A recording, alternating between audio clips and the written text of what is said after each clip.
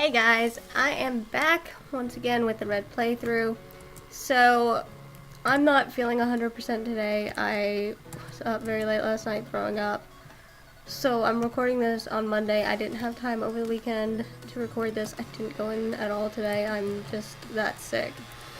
But I knew I needed to record this, and at least I feel a little bit better right now. So, at least I can get something done other than just doing nothing at all today.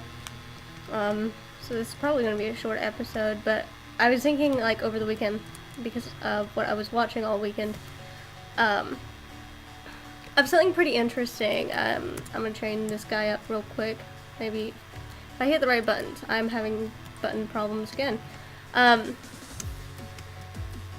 was watching a lot over the last week, like stuff, excuse me, on paranormal and like supernatural and like mythological creatures, just because I find that super interesting. And I was thinking like some of the cooler cryptids around the world, and there's a lot of them. I mean, there's so many different cryptids that we have. Okay, that's gonna be, I mean, maybe that a little bit more. Okay, good. So like, one of them is a water horse. If you don't know what the water horse is, in Irish and Scottish folklore, a water horse is somebody who, or a cryptid that will eat everything but like the liver. And they have like these supernatural abilities where it can like change its appearance and all that. No, I'm just gonna go in the gym and train it up that way. Use trainers. Could even use a bike path probably. I don't feel like getting on the bike. So what I was gonna say is, they use all these different things to like lure people in, and then it kills them and all that. But there's so many different cryptids from around the world dealing with different parts of cultures from other people. So it is pretty interesting just to like learn about them in that way, in that aspect, because you never know what's like, what could possibly be based on truth and what is just total fiction. And, okay, it's still not a very effective attack. Let's try... Is that better? No. Okay, so Venusaur apparently does not do anything in here. But still I can gain my health back. I'm just going to continuously Giga Drain this thing to death. Right, fine. You know what? I'm just going to cut. So, there was a lot of different ones that I found pretty interesting and different for different reasons. Like, there was one from the Native American mythology that apparently was once a human who had to eat human flesh, and then they became like this horrid monster that like goes around killing people just because it's hungry. And because of that, you have this thing that will randomly possess people, and it's kind of like a demon. And then in Filipino mythology, there's like this version of a vampire, but it's a woman who can like sever her body in half. Dang it. Well, at least I can't be poisoned. Okay, that did not work. I thought that was gonna do more. Okay, that did more. Let's try this. We're just gonna hit everything. Seriously? So like, I just found it really interesting just to learn about all these different cryptids. And like, yeah, oh, everybody talks about Bigfoot. Yeah, well, Bigfoot's something that could possibly exist. We know about the different types of giant apes that used to exist. And of course, there's always a possibility, scientifically speaking, that something survived from the dinosaur age. Or from, not the dinosaur age, see, I'm not thinking straight. From the Neolithic eras, where it could be that it survived and it's living in the woods, and now we're starting to catch it because, well, now we're able to see it because we've moved more and more inland. So there's a distinct possibility, because you've had these Native American tribes talk about this creature for centuries, and in my opinion, there's always a possibility for something to exist.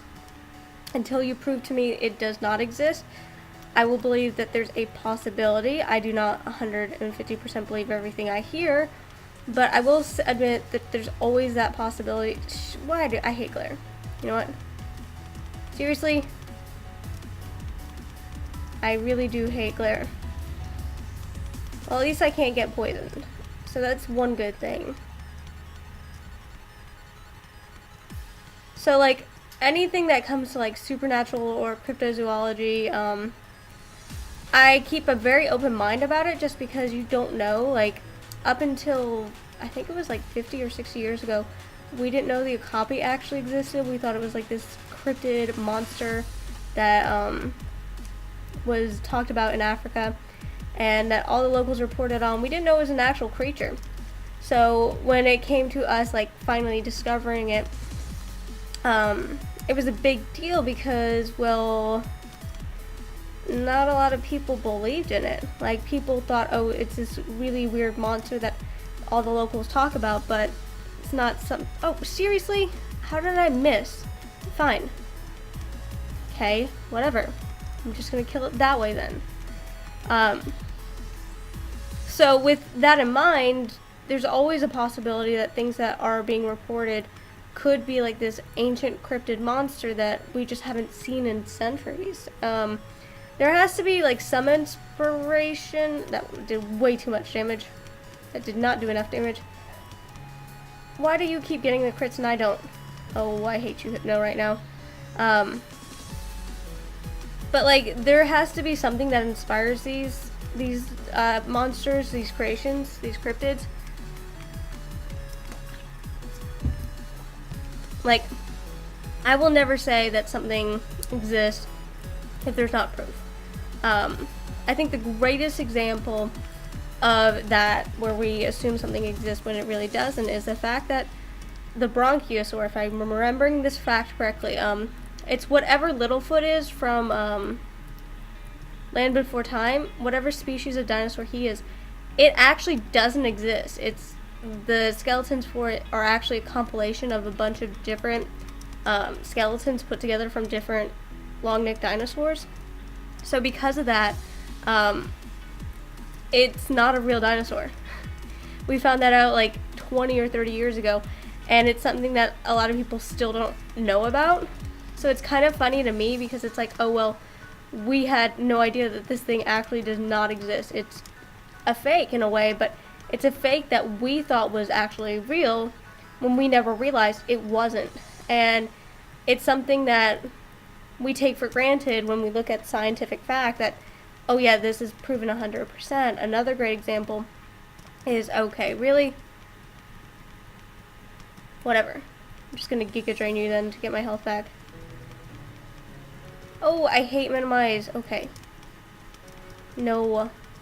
This is gonna be a heck of a battle. Another great example is the scare for autism, where everybody's like, oh my god, autism is caused by vaccines. Well, you come to find out, I hate being poisoned. I'm just hoping I just kill this thing with this. I'm really getting annoyed by that. Oh, flippin' hell. Okay. Alright, King, you can do this. I may have to face Koga a few times. Seriously? Okay. Why can't I, like, get a critical hit? Seriously? Seriously?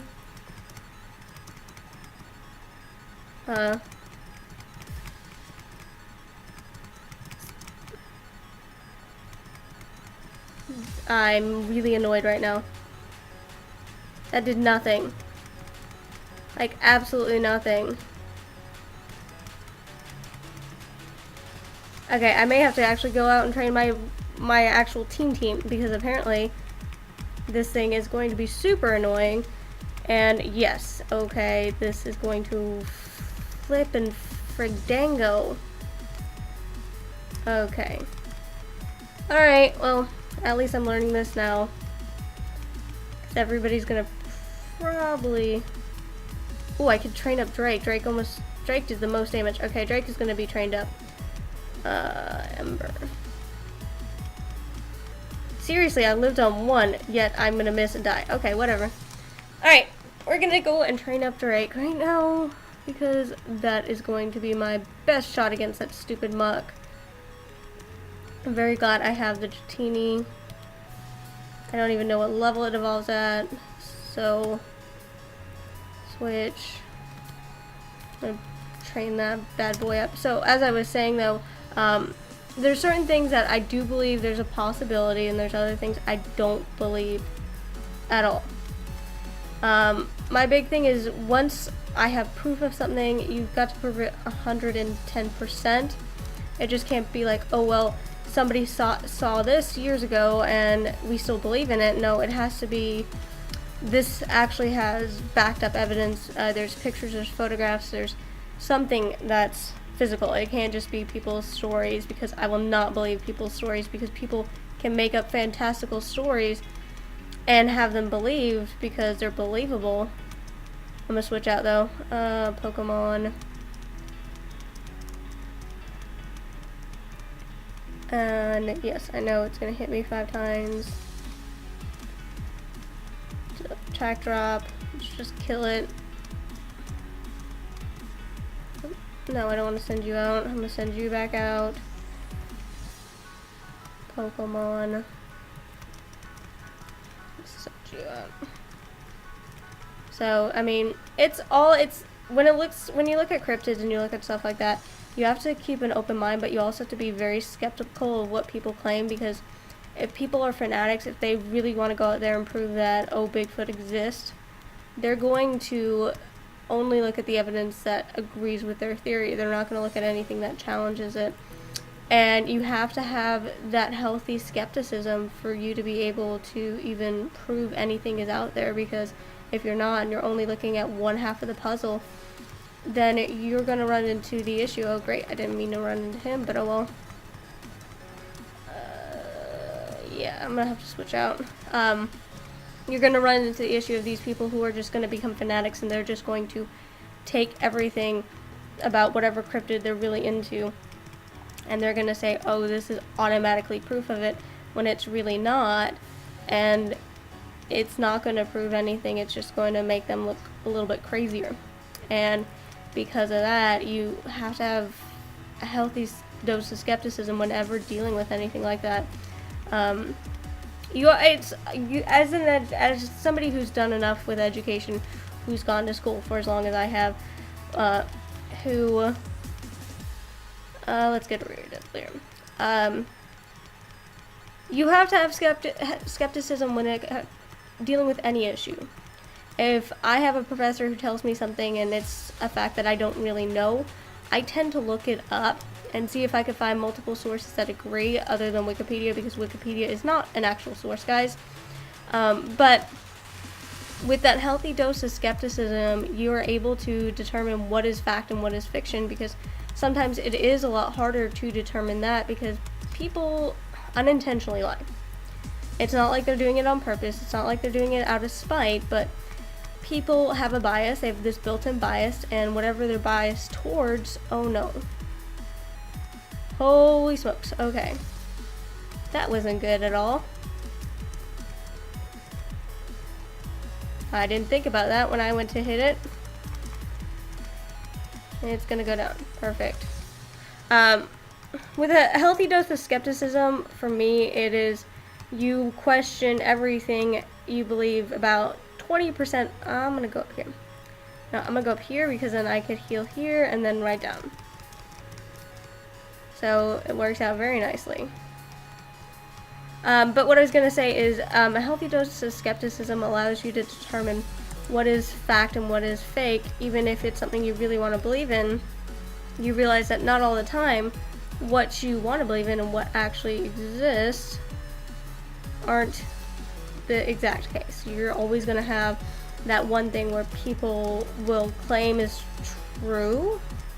Okay, Jesus smoking Lord. That thing must have a horrible attack nature, and I haven't checked it, so I should probably check it. I'll do it as soon as I heal up. Seriously, holy smokes.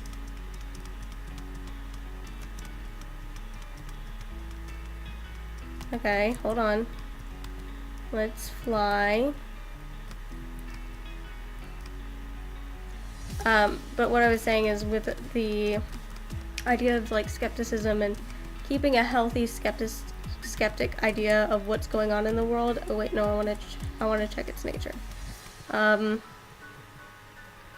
Bashful, okay. Well, that sucks. But as I was saying, it's like, you have to understand that no matter what you do, no matter what you try to do, and you say, oh, I'm not going to be biased because of this, even though I really do believe in this, you are. You can't help it. It's just human nature to have like some sort of bias in that aspect, and it's not something that we can help. Great. At least I didn't do much. Okay. And with that in mind, no matter what we do, we are going to have a healthy form of skepticism because that ends up helping us in the long run. And I always say, believe about half of what you read, a quarter of what you hear, and none of what somebody tells you and they can't prove. I want proof. I want to see exactly where they got it from, where the citation is, who said what, how was it said, because like the whole thing with the doctor who did the autism study, it came out much later on that he was actually paid by the parents to do the study. They were in a lawsuit with one of the drug manufacturers. So the reason, I'm getting an evolution. Yay. Perfect. Dragonair. So with that in mind, a lot of kids didn't get their measles and their smallpox vaccine because parents believed that it caused autism, and a lot of kids ended up dying recently because of that. Like the consequence for that study, that one singular study, was the death of a lot of children because their parents didn't get them vaccinated and their bodies couldn't handle these diseases. And it's sad, but it could have been prevented. It was very preventable because if the parents just got them vaccinated, if the child just got the shots, they'd have been alive.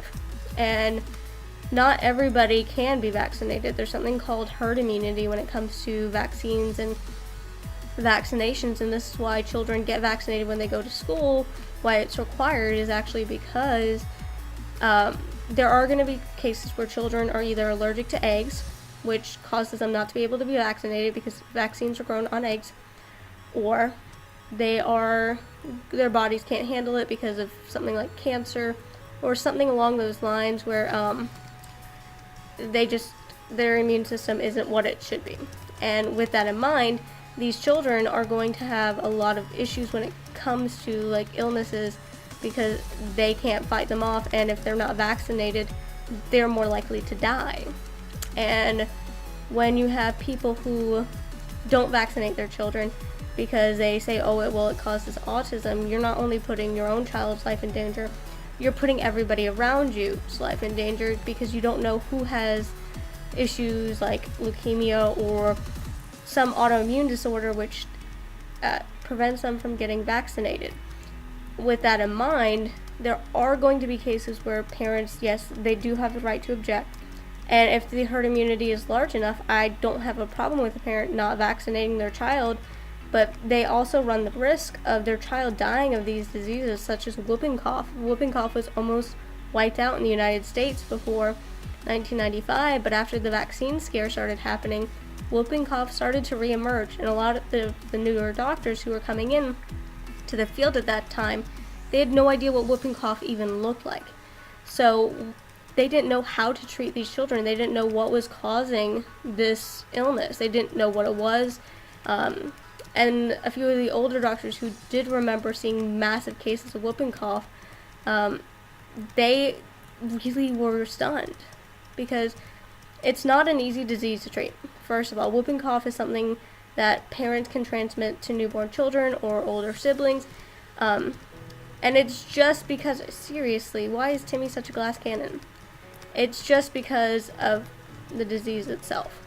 So everybody should get vaccinated for it, especially if you're going to be around young children, because you don't know you're carrying it. Go and deal with a child who doesn't have the vaccine and they end up with whooping cough. They can die pretty quickly. It's not a long-standing disease.